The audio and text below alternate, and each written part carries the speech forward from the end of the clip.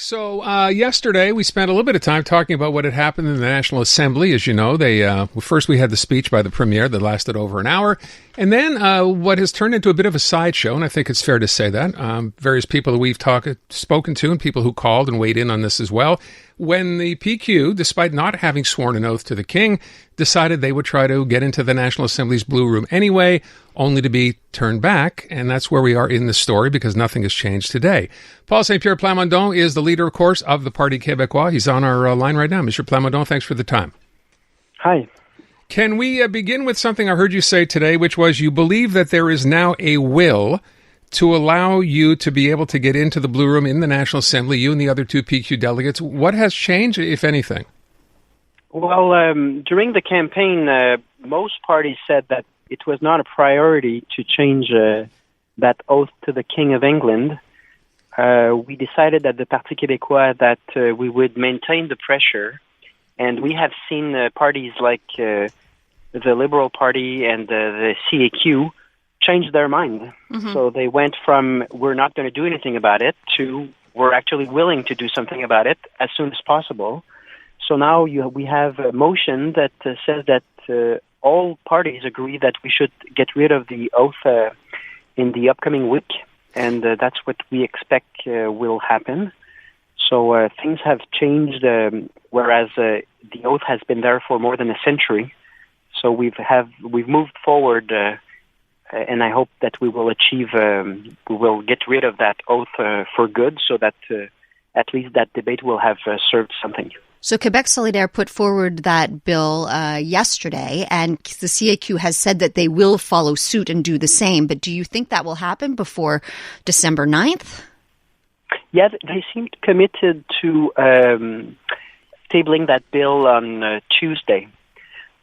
So the bill from Quebec Solidaire was not going to be used by the government. It's really up to the government to go with their own bill. And I think the population in general, I think the 71% of the population think we should move forward and not have that oath. So of course it's up to the government. I don't have any certainty, but I think all signals are telling us that it will be happening next week. So I have a question and I think you've heard probably the same thing from people. People agree with the fact that maybe this whole idea of swearing an oath to the King is in fact outdated. We don't need it anymore.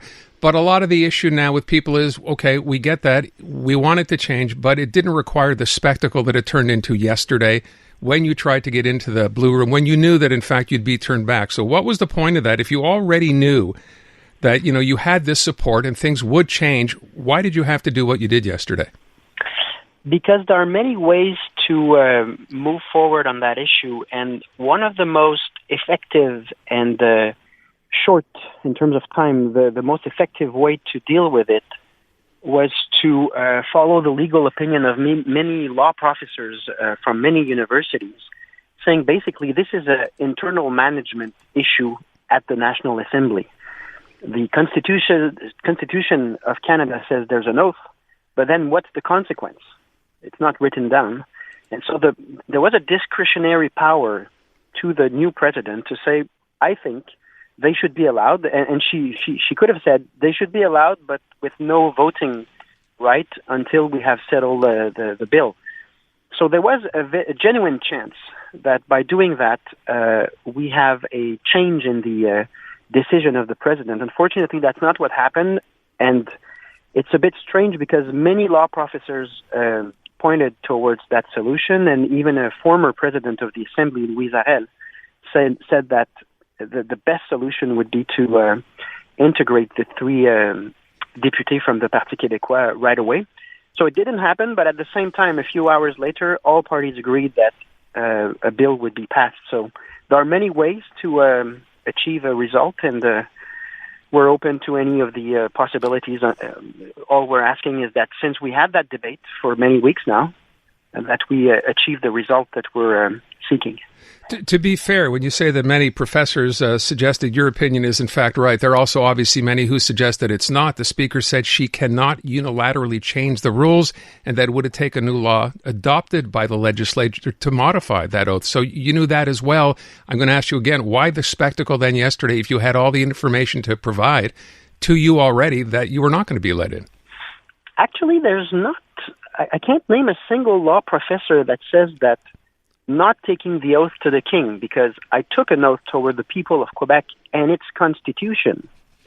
Not many professors said that there should be a consequence to not taking the second oath.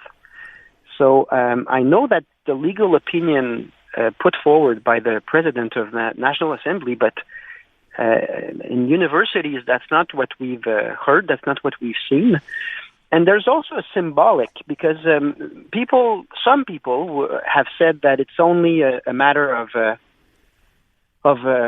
old symbol that doesn't mean anything nowadays, and that's not a serious topic.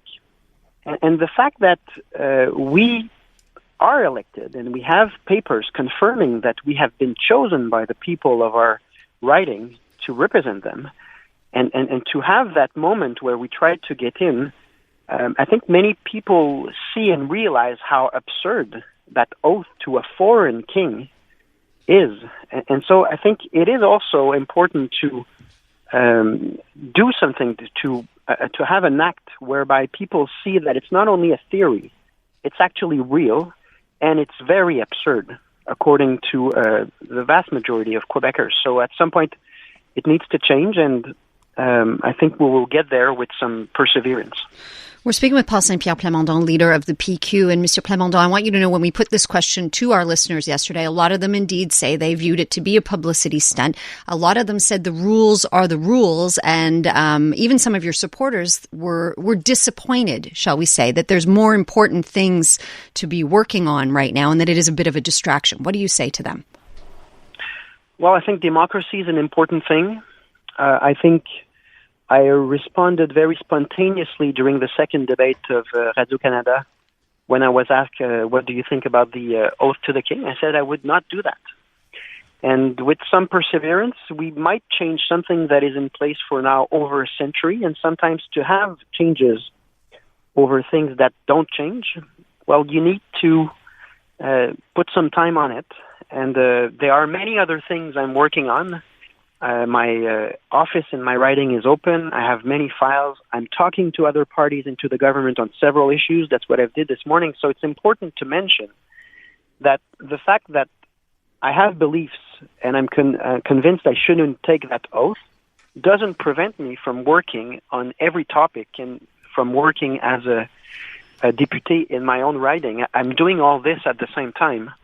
But I stand for my ideas, and maybe if I continue this path, it will provide us with a result, and the vast majority of people will agree with that result. So it's not many weeks when we think of the many centuries, the many decades in which people who disagreed with that oath had to take the oath. Okay, so you are allowed, let's say next Tuesday rolls around and you are allowed access to the Salle Bleue, the Salon Bleu. What is your top priority? What's your first order of business?